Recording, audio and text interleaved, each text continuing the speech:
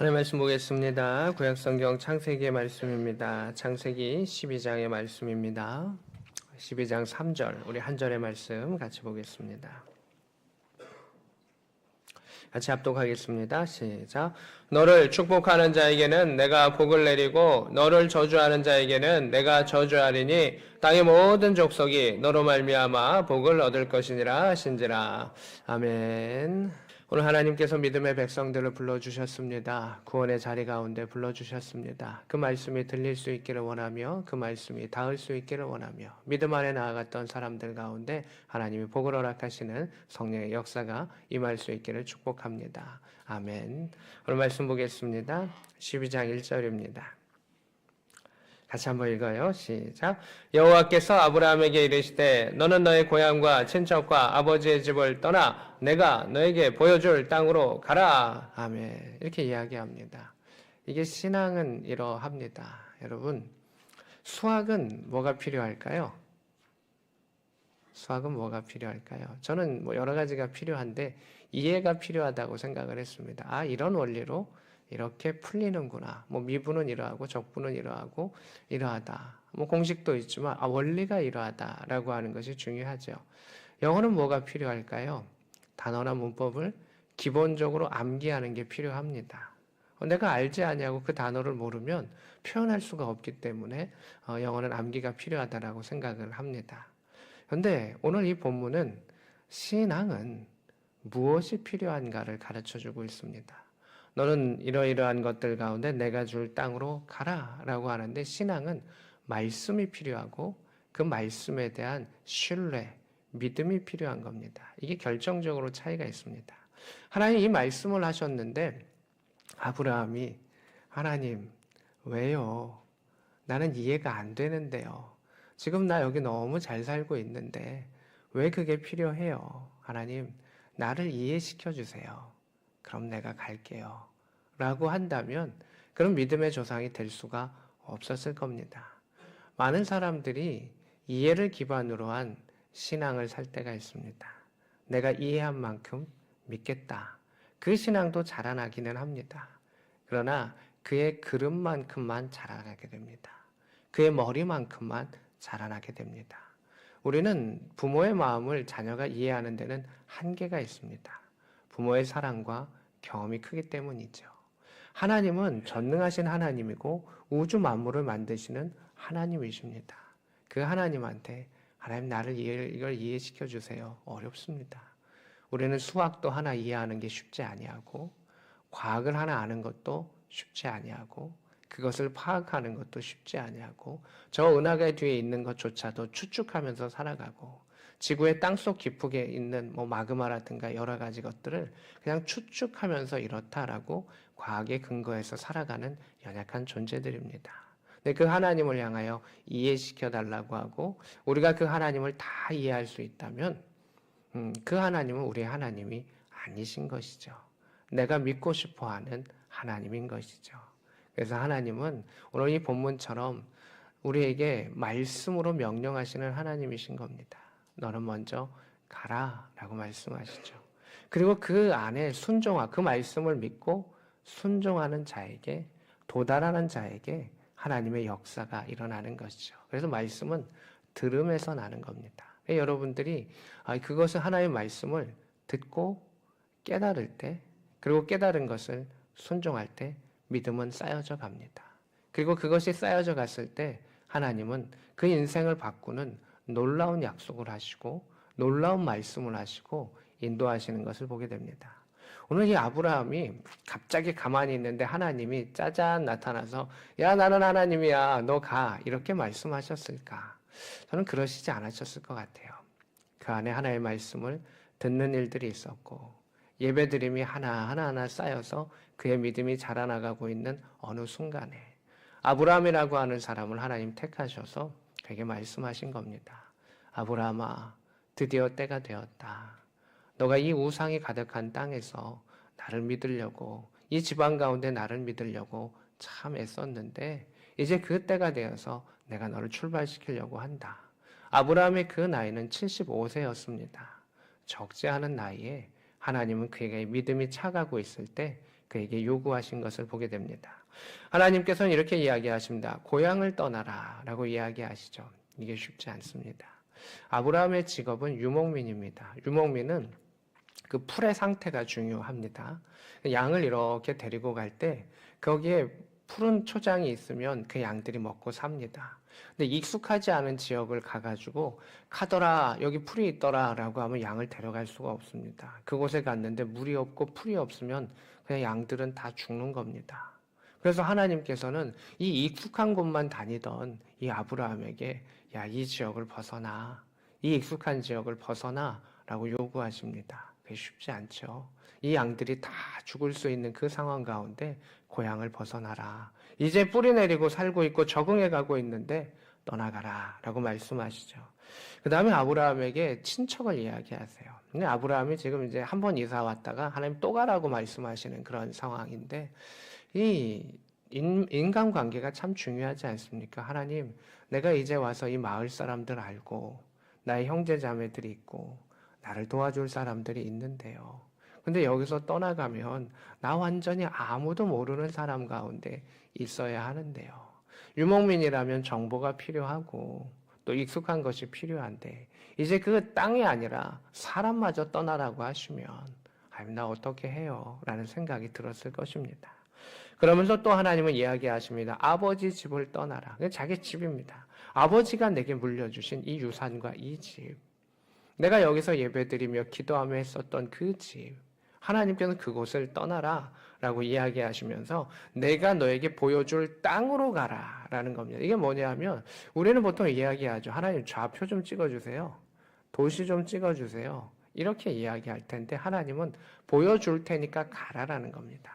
우선 먼저 짐 싸고 출발하라는 겁니다. 그냥 대충 방향만 딱 우리 입장에서는 방향 딱 정해주시면서 일로 가봐 라고 말씀하시는 거예요. 그럼 사람들은 나 이해 못합니다. 나 도저히 이거 포기할 수 없습니다 라고 하는 생각이 들 수가 있겠죠. 때로는 잘못 들었습니다 라고 생각할 수도 있겠죠. 근데 하나님께서는 이 명령을 하실 때 그냥 명령하지 아니하시고 그 시작의 명령은 주시지만 결과값을 주세요.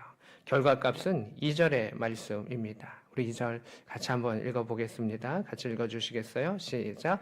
내가 너로 큰 민족을 이루고 내게 복을 주어 내 이름을 창대하게 하리니 너는 복이 될지라. 아멘.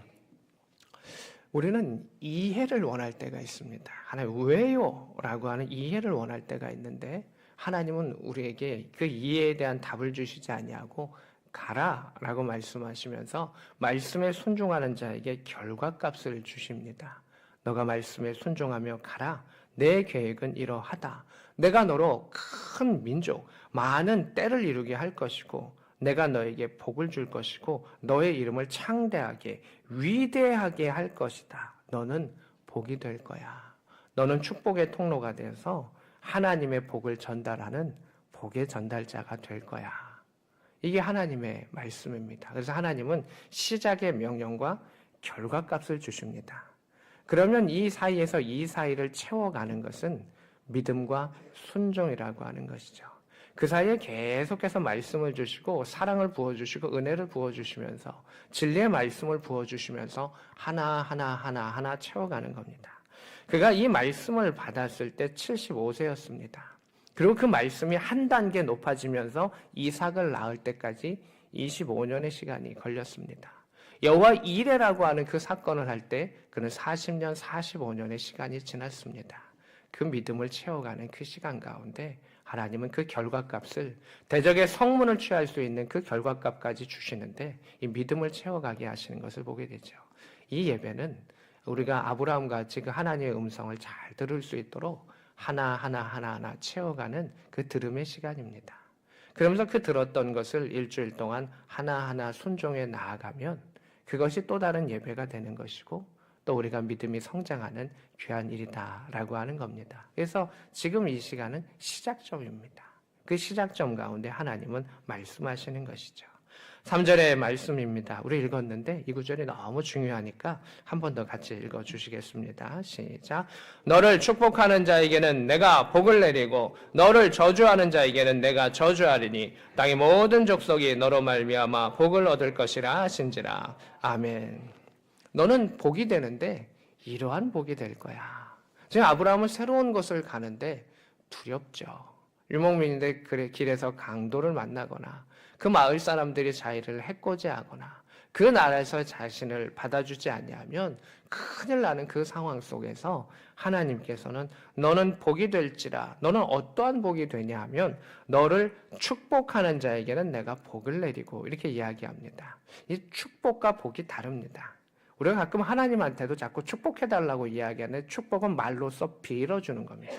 하나님은 복을 주시는 분이시죠. 그래서 아브라함은 지금 복의 통로가 되는 겁니다. 근데 우리가 이게 짜장면, 자장면 이게 쉽지 않듯이 늘 실수하는 것 중에 하나죠. 그래서 찬송가와 성경은 축복과 복을 명확하게 구분하고 있습니다.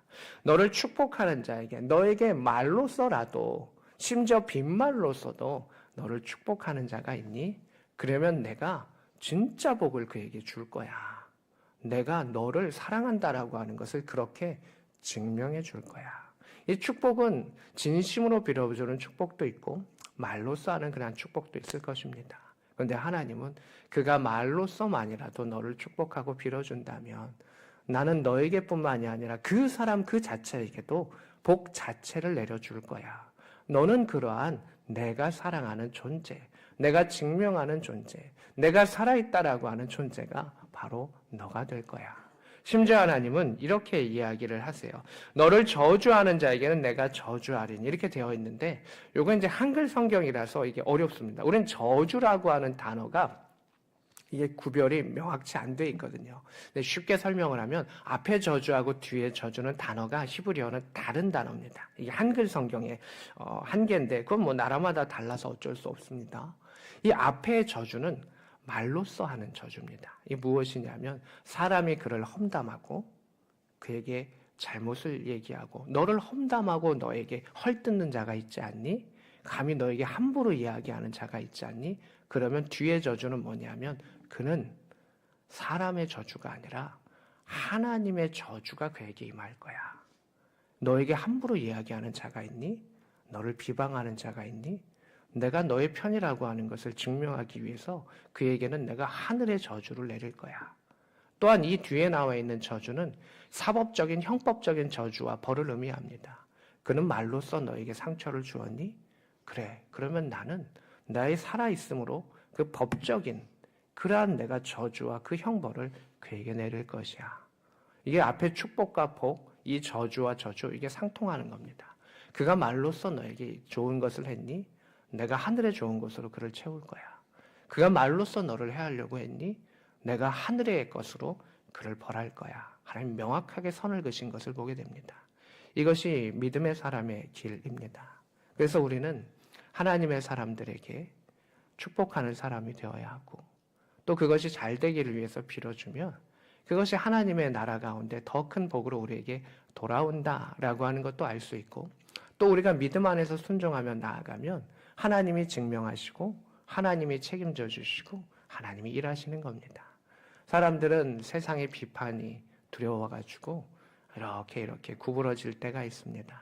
그러나 우리가 하나님을 믿고 신뢰하며 믿음 안에 나아가면 하나님의 그 악한 소리는 잠잠하게 하실 것이며 믿음의 선한 소리는 나타나게 하여 주셔서 하나님 우리에게 복을 주시고 인도하시고 악한 입술은 꼬매어 버리실 것이고 그것을 없애버리실 것이며 선한 입술은 정결하게 하여 주셔서 하나님의 선한 역사가 교회 안에, 가정 안에, 우리의 삶 가운데 나타나는 것을 경험할 수 있는 이 말씀을 품는 모든 자들 될 수 있기를 소망하고 축복합니다. 아멘.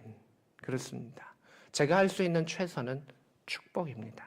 저는 여러분에게 복을 드릴 수는 없습니다. 복은 하나님이 주시는 것이죠. 하나님은 축복하시지 않습니다. 하나님 복의 역사하시는 주체이시기 때문에 그러합니다. 우리는 그 하나님을 믿으면서 하나의 말씀을 가지고 축복합니다. 잘 되어라라고 하는 축복조차도 힘이 있지만 말씀에 근거한 축복은 그 안에 능력의 역사가 힘이 있고 복을 빌어주는 자와 복을 받는 자 가운데 힘이 있으며 하나님의 살아계심의 증명의 역사인 것이죠. 특별히 말씀 안에 살아가려고 오늘도 하나님의 말씀을 사모하고 기도하는 자들 가운데는 하나님께서는 다가와 주시는 것을 보게 됩니다. 우리 청년들 또 오늘 예배드리는 자들 가운데 중요한 순간들은 그겁니다. 오늘도 그 믿음을 우리는 쌓아가는 겁니다. 믿음은 말씀을 듣고 그 말씀을 믿고 그 말씀을 깨닫고 그 말씀 안에 순종하며 나아가는 것이 믿음의 핵심인 것이죠. 그래서 말씀이 들리지 아니하면 믿음은 자라나지 않습니다. 그래서 말씀은 보는 것이고 말씀은 듣는 것이고 말씀은 아는 것이고 말씀은 깨달아가는 것입니다. 말씀은 입의 말씀만을 말하는 것이 아니라 하나님 존재 자체를 말하는 거기 때문에 그 하나님 존재 자체를 우리는 이해할 수 없습니다. 그 하나님을 받아들이고 믿고 신뢰하며 따라가는 것이 또한 믿음입니다. 사랑의 영역도 그러합니다. 하나님의 사랑을 하나님 이해시켜 달라고 이해할 수 있을까요? 독생자 아들 예수를 이 땅에 보내셔서 죽이셨던 그 십자가의 그 사랑을 우리가 다 이해할 수 있습니까? 우리가 감히 하나님께 이야기할 수 있습니까? 하나님 나 이해됐다고. 나 이제 하나님을 믿겠다고. 그러하지 않습니다.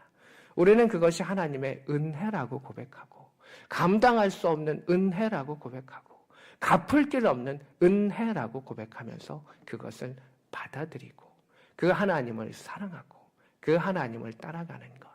그것이 구원받은 백성의 길이라고 하는 것입니다.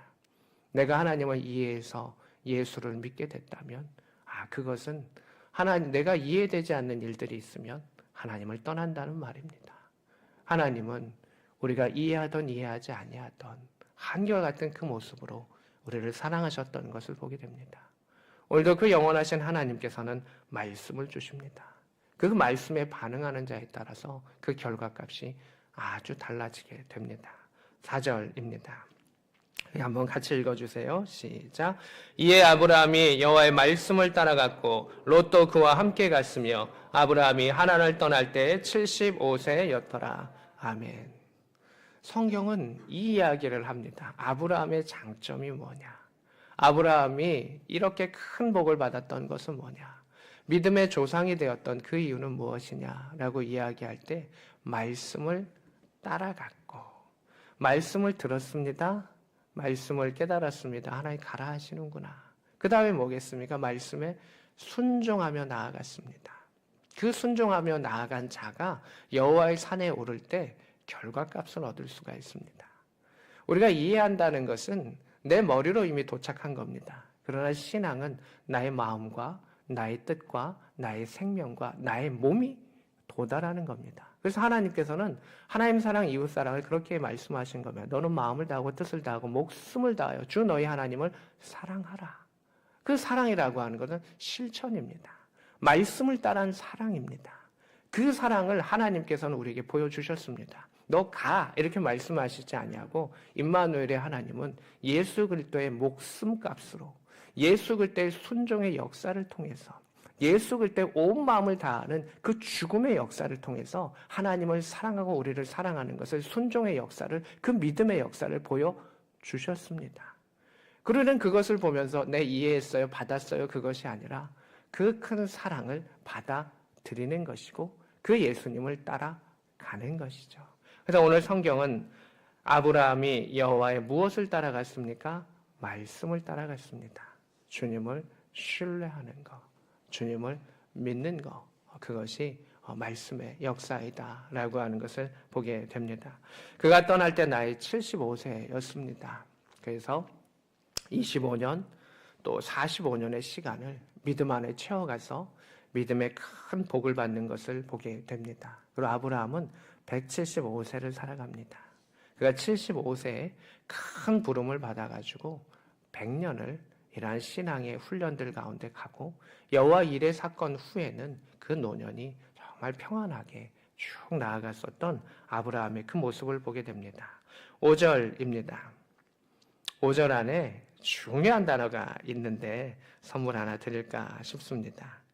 자, 한번 5절을 한번 눈으로 한번 보세요. 아브라함이 그의 아내 사라와 조카 롯과 하란에서 모은 모든 소유와 얻은 사람들을 이끌고 가나안 땅을 가려고 떠났다.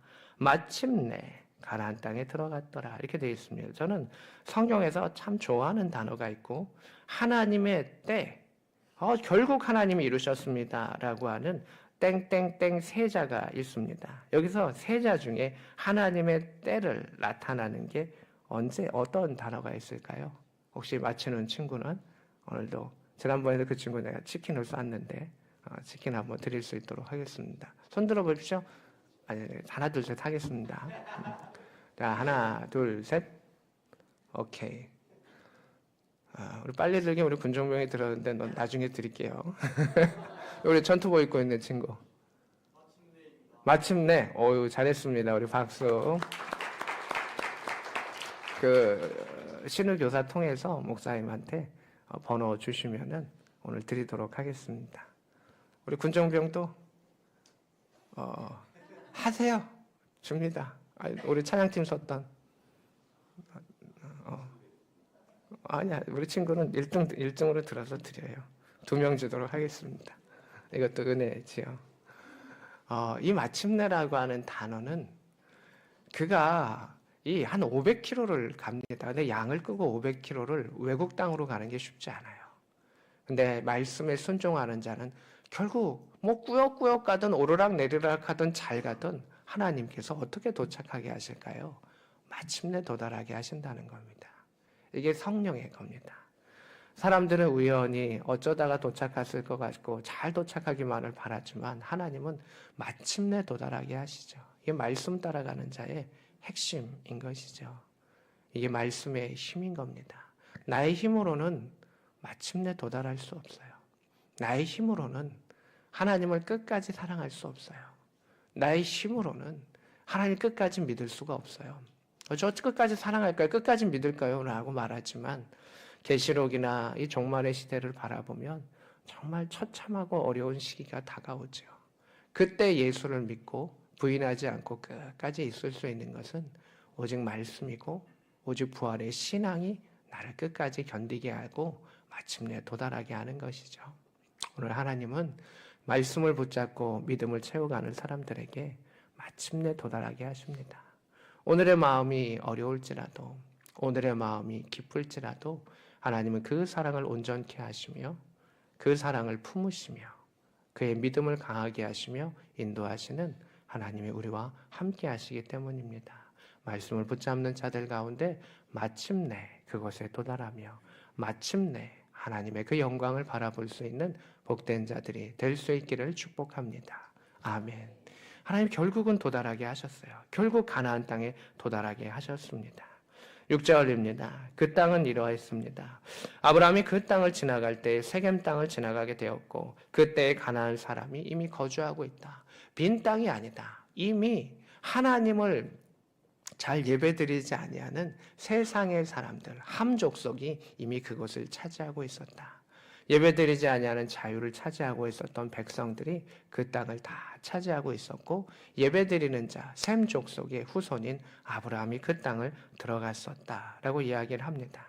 7절입니다. 하나님은 이야기하십니다. 내가 이 땅을, 그래 바로 이 땅이야. 바로 이 땅이야. 내가 보여줄 땅이 바로 이 땅이야. 라고 이야기를 하시죠. 여러분 순종을 하고 말씀을 채우고 도달했을 때만이 그걸 볼 수 있습니다. 사람은 500km 밖에서 하나님 보여달라고 이거 보여달라고 거기가 어디냐고 말하는 것이 사람의 모습인데 순종하며 나아간 자는 그 자리에 도달했을 때 여호와 이레를 보게 되고 하나님 이곳이군요 경험하게 됩니다. 수백 킬로를 양을 끌고 왔고 계속해서 말씀을 붙잡고 왔기 때문에 이곳이야 라고 말씀했을 때 그 아브라함에게 오는 벅찬 감동과 하나님 이것이었군요. 그래서 그의 믿음이 크게 성장하고 도약하는 것을 보게 됩니다. 내가 이해하고 나아가면 그 사람의 믿음은 자신의 자유 안에만 있습니다. 그러나 그 말씀에 순종하며 나아가면 하나님 더 큰 은혜로 그를 성장시키시고 믿음의 도약이 있게 하는 것을 보게 됩니다. 이 500km의 그 길을 걸어가면서 그는 드디어 이 결단의 그 역사를 통해서 그는 그곳 안에서 그 땅을 바라보게 됩니다. 그 땅을 바라보면서 자기에게 나타나신 여호와께 그가 그곳에 제단을 쌓았고 이게 아브라함의 장점입니다.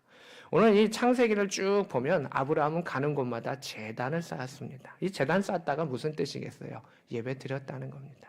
하나님을 경배했다는 겁니다. 그 하나님을 날마다 느꼈다는 겁니다. 말씀을 듣는 자는 예배자가 됩니다. 하나님을 섬길 수밖에는 없습니다. 하나님을 섬기는 그 자유를 마음껏 회복하고 누릴 수밖에 없다는 것이죠. 그는 그 예배자로서의 그곳, 그 이방 땅 가운데 하나님이 심으신 포도나무가 되어서 예배자로서 온전하게 그 제단을 쌓았다라는 것을 보게 됩니다. 8절입니다. 또 거기서 또 옮겨갑니다. 장막을 치게 됩니다. 베델이요, 서쪽은 베델이요, 동쪽은 아이고 그것에서 또 무엇을 하였습니까? 여호와께 무엇을 쌓았습니까? 제단을 쌓았고 가는 곳마다 예배를 드리며 여호와의 이름을 불렀다. 하나님 감사합니다. 이 땅으로 인도하시고 나를 살리시고 감사합니다. 이 땅 가운데 우리 후손이 번성하기를 원하고 하나님의 은혜가 나타나게 해달라고 기도하고 여호와의 이름을 부르고 찾는 것, 그것이 바로 말씀을 따라갔던 자의 그 모습입니다. 9절입니다. 점점 남방으로 옮겨갔더라. 하나님이 이끄신 곳에서 하나님께서 그의 선택을 맡기시면서 그가 자유롭게 그 땅을 누비면서 살아갔었던 것을 보게 됩니다. 이것이 믿음의 사람의 길입니다. 말씀에 순종하며 그 순종한 것 안에서 주신 것 안에서 자유를 누리며 더 예배자로서 나아가는 그 아브라함의 모습을 보게 됩니다. 그래서 우리는 이 자리 가운데 말씀을 들으려고 오는 겁니다. 그래서 여러분들이 말씀이 들리지 않는다면 우리 교사분들을 이렇게 하시면 돼요. 교사분들이 아마 이따가 또 씹어서 오늘의 건 이겁니다. 여러분 어떻게 생각하나요? 이야기를 할 터인데 그 이야기를 한번 들어보십시오. 또 집에 가서도 또 생활관에 가서도 한번 생각해 보십시오. 하나님, 이 하나님의 음성은 무엇입니까? 하나님 내게 원하시는 것은 무엇입니까? 그렇게 이야기하며 대화하며 나아갔을 때 그것을 하나하나 순종하며 나아가면 우리의 믿음이 자라날 것이고 더 크시고 능력의 하나님을 우리께서 강하게 찾아와 주시는 것을 보게 됩니다. 믿음은 말씀을 들음에서 납니다. 말씀을 들음으로 깨닫고 순종하는 자들 가운데 여호와 이레로 준비하시고 마침내 하나님 허락하시는 것을 받을 수 있는 복의 통로가 될 수 있는 이 말씀을 붙잡는 모든 자들 될 수 있기를, 구원의 가문 될 수 있기를 우리 구주 예수 그리스도의 이름으로 축복합니다. 아멘.